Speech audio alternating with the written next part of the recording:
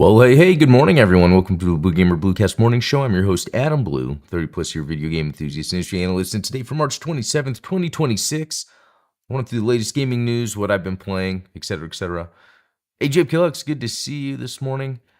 Yeah, I hope everyone's had a good week. It's Friday. I've got my Friday Hawaiian shirt on. I don't know. There's things to talk about. It's very interesting. I did the Gundam Explained show yesterday with Steven of Midnight Hatter, and at the beginning of it, I was kind of venting a lot. It had to do with gaming, and I didn't really, I just didn't want to talk about it too much here. Plus, I wanted to talk about it with someone. Steven's a good person to talk the gaming industry with, all things gaming. But the thing really has to do with the conversation around Crimson Desert, but then how it affected the real world by then the game being patched. And it seems small on the surface, but at the end of the day, when you have these voices that are very vocal online, it sort of sways, whether good or bad, a direction maybe a company or someone would take with their product.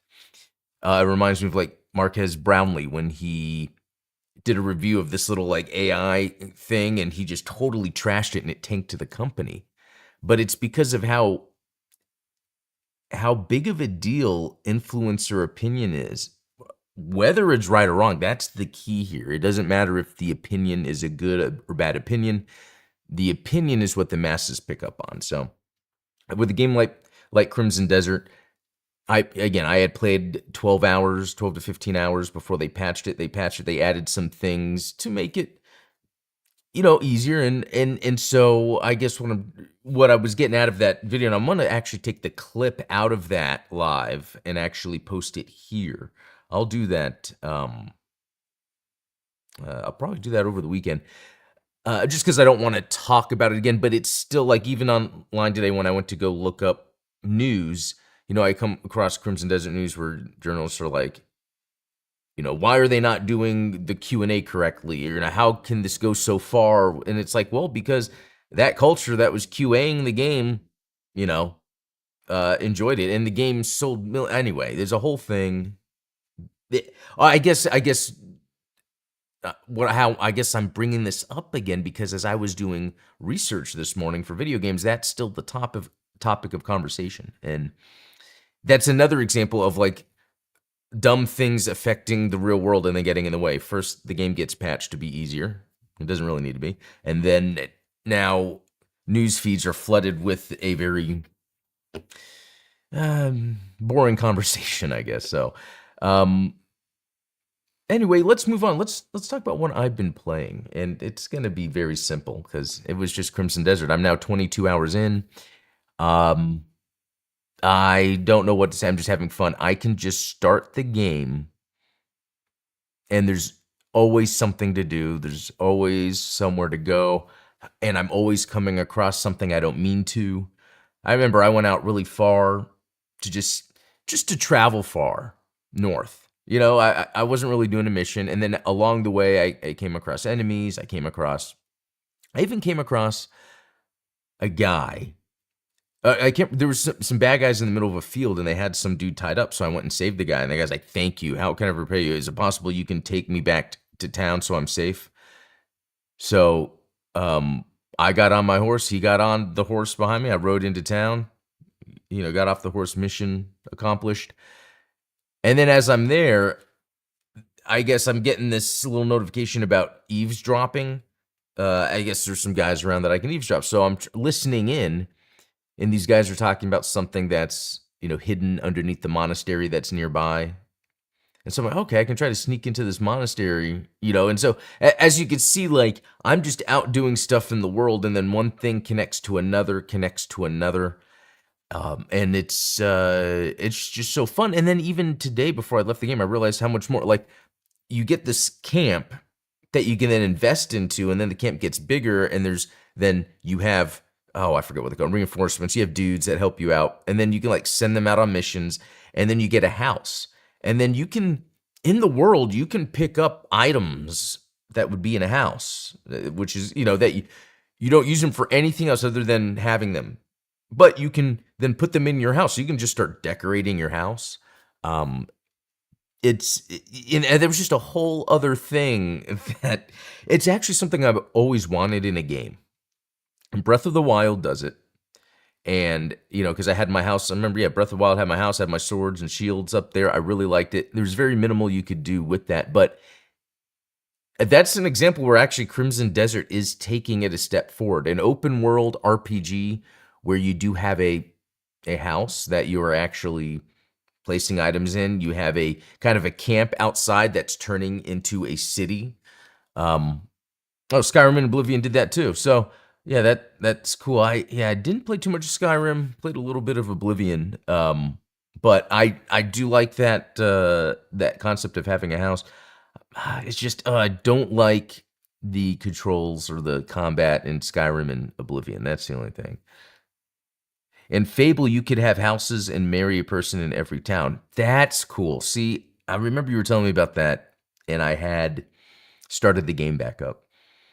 But I wish a game like Breath of the Wild would have a more advanced house system. It could be that Tears of the Kingdom does it a little more, but I just like how it works in and actually it reminds me too of Xenoblade. You can actually build a settlement there too. But yeah, the way it is in Crimson Desert, because everything is functional. So then because you're in a settlement, there is a cooking pot. So it's always a place you could pass by and cook. Because there's tents, there's beds. So there's always a place you can sleep. And then because it's a settlement, there's the chests to put your stuff in, take your stuff out. And that only expanded as I was then I send guys on missions to go out and do things, and then I have to come and check it, and it's like almost like a little idle game section for it. But yeah, that whole aspect on top of this open world RPG, it's just so fun. Okay, was there any other interesting things like that I was doing on? There's the fishing, which, a lot of games have fishing. I will say the fishing in Zelda, from what I remember, is more fun than this, but it's basic. It's actually more realistic, I guess you could say. You throw it out and you kind of get it to where you need, and then you use the right stick. I think some other games have done that, like Sega Bass Fishing. But and then what was the other thing? The wrestling moves. So that's the other thing that I haven't unlocked it all yet. But the fact that if I wanted to go into a fight with no weapons, I could grab people, slam them on the ground, jump over them, throw them. Like the game has a whole grappling element to it. We need Midnight Hatter. We need more sci-fi RPGs with that level of interaction. Yes, So that is the key here. Maybe that's what is coming to mind, is that we see this a lot, but it's always in fantasy RPGs. And I wonder, and it's weird because I feel like we all, as fans of this stuff, have this general level of what the fantasy RPG would look like, and so it's very easy to be accepting of it, I think, just because of history of mythology. And I think that's why even for Japan, Zelda has that specific look to it that's kind of like that. But yeah, for a sci-fi one, and we might get to that because there's a new game that got announced, or maybe it's been announced and there's more details now, actually. And I was listening to something about how they're pretty much making it like a Mass Effect. So, oh yeah, Star Citizen, that's funny. Yeah, where did that even go? Okay, let's go to news. PlayStation 5 and PlayStation Portal price increases announced. This is insane. There's already price increases already. So the PlayStation 5 Pro, which I've been eyeing, because I was like, you know what, I wouldn't mind. There's steps I can take to sell my PS5 and then potentially use that to pay for a Pro. It's just that $750 is a lot of money to just spend. But what's crazy about it is going up to $899. Like, it is so crazy. We're getting into a time period where the consoles are getting more expensive rather than cheaper. Remember how cheap they used to get? They would have like the Sega Genesis 3 on clearance at Toys R Us. What? I'm trying to think of how far, like even the Dreamcast went down in price, GameCubes, yeah, they always go down in price and then like go up like kind of after the fact once they're done being manufactured, but these things are still being manufactured. It's crazy. And who is buying this stuff? Everyone is unemployed. So here is my answer to that of what I think, my take. I do think there is a large enough population that makes a lot of money, enough money to just spend to support this. It's the same thing with like GBO2 on PlayStation or even PC, how not too many people play it, but enough people spend enough money to that kind of goes in line with the whole like there's more people are spending more money on things like Black Friday. I think Steven, you were talking about, like, I think it's in line with that. It's this interesting thing where it's almost like as the video game hobby or electronics, the computer hobby has sort of evolved with this generation to where then it is not as niche anyway, and so more people are into it. Yeah, there's a lot of interesting takes on it, but I think this is just another sign of things need to be done just completely differently. Either there's just going to be the 1 or 2 or 3 super expensive consoles, which I'm even thinking of the new PlayStation, how they have that low power mode for the purpose of anyway, because electronics, the devices manufacturing is being so expensive. I think it's just at the end of the day going to be around potentially AI or the software that is making the game look the way it does. And I know, DLSS 5.0 is a thing that people are, upset about, but that is the technology that would be used. So it's going to get to a point where we don't need these super expensive consoles. But I don't know. It's just crazy that the prices, because this would even get me to actually be a little more deliberate in what console platforms I'd be playing on, just because do I want to spend that much for each console? It's very interesting too, because David Jaffe's been playing Crimson Desert with GeForce Now. Is it GeForce Now? And you can play it. The graphics turned up all the way, runs great. You don't need a local computer to do it, or local high-end computer. You can just do any local device can do it. It's very interesting. Okay. Okay, this is interesting. Pearl Abyss says they've begun looking into Crimson Desert for Nintendo Switch 2, which by the time that would come out, I would already be done with the game. But this is an example, like getting Xenoblade Chronicles on 3DS, a Crimson Desert on Switch 2 would just be awesome. So yeah, we'll see when that time comes. It's still going to be a while. Okay.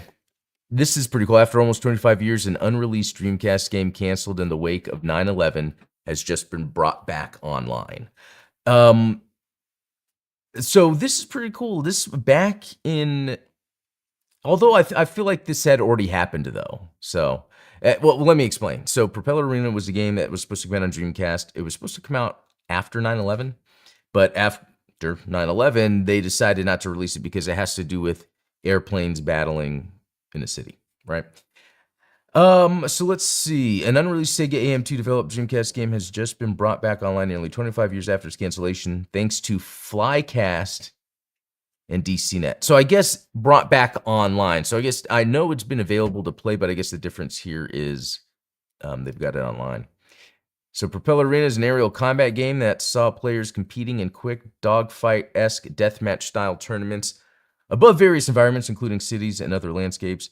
It was being eyed for a release sometime in 2001, but was delayed indefinitely after development was completed in the wake of 9/11 attacks, with Sega of America stating at the time that though the game content does not deal with terrorism in any way, it is possible for a determined individual to deliberately play the game in a manner that generates images similar to those they've seen on the news. And that's pretty crazy that had to happen.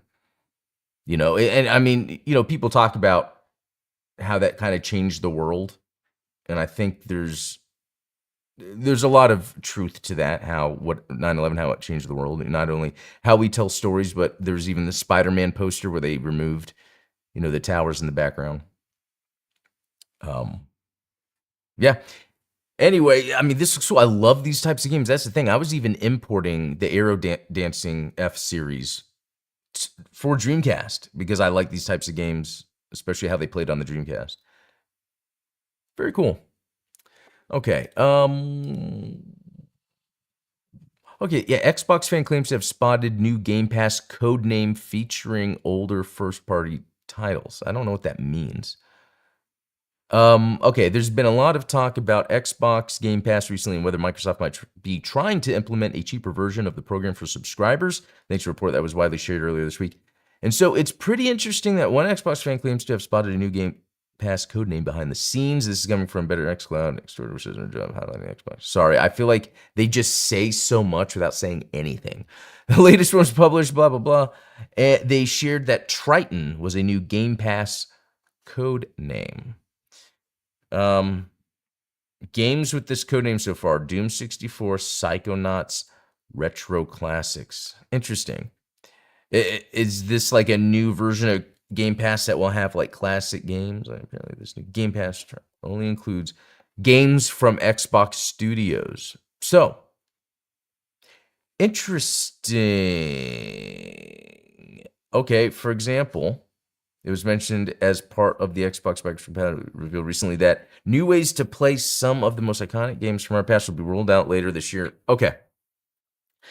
So I can see, I feel like there's going to be a lot of changes coming with the new Xbox CEO or Xbox president, Asher Sharma. There's been rumors, and I'm at the point now where I feel like rumors have been leading to the truth just over time. It's like, one being that Game Pass is either going to be cheaper or it's going to be bundled with Netflix. But this leads more to it because what we're seeing here is like a tier maybe that they're coming out with that, and I don't know if it's tier so far as it's Xbox, because this codename has to do with the first party studios. I wonder how much Microsoft is almost going to be like having a Game Pass that could be on PlayStation and Nintendo, but that's strictly like, Xbox Studios games, or is it where that's going to be what is specifically only for Xbox platforms? I don't know. There's a lot of things up in the air, but something's going to happen. It's very interesting. So this is very interesting information here. So, all right. There was the partner showcase yesterday, and I didn't really watch it. It was actually during work, but I was kind of skimming things. So there was this like Alien Deathstorm, Artificial Detective, Ascend to Zero, Bluey's Happy Snaps, Dispatch, The Eternal Life of Goldman. Let's see, Expanse. This is the one that's supposed to be like the sci-fi action RPG. But it seems to be potentially have a lower budget. But I'm really curious, what kind of action RPG it can be, because there's so many ways a game can be an action RPG. So yeah, we'll have to see. Yeah, there's some pretty cool shots in there, but again, I mean, Starfield looked cool. I don't know. Like, I know people like Cyberpunk and people like, Bethesda games or whatever, but to me, they've always had, and this is true, a level of jank that I recognize, but that I just never really could get into. And I don't know if that has to do with it being first person, because when I played Avowed, I switched the camera to third person, which is kind of weird. Anyway, so this actually looks pretty interesting. Yeah, it's supposed to be based on, the Expanse TV show, so that could be pretty cool. All right, we've got Forever Ago. Who knows what that is? Frog Squad sounds neat. Stop searching. Right you instead. Nothing that really stands out. Grave Season. Hades 2. I know people love that. Hades kind of started sort of a type of game mode, but I never got into Hades specifically. Okay, this is interesting. Hunter the Reckoning. Death Wish. On the original Xbox, there was the game Hunter the Reckoning. Loved it. There's not, I don't think they showed any gameplay. Let's look real quick. Okay, yeah, it looks like there's some first person, but I mean, I don't know if that's just the camera. So the Hunter the Reckoning that was on the Xbox, it's based on an RPG series, I think, but it was top down 4-player badass action RPG. Loved playing that game. I want to say I still own it, like I bought it again, but this is Hunter the Reckoning Death Wish. So it's going to be in that world, vampires, werewolves, whatever. But it's going to be a different type of game. Maybe it plays like Starfield and Fallout. But where is it? I think I just said it. It will arrive as an Xbox Play Anywhere title. Love it. I'll love to see it.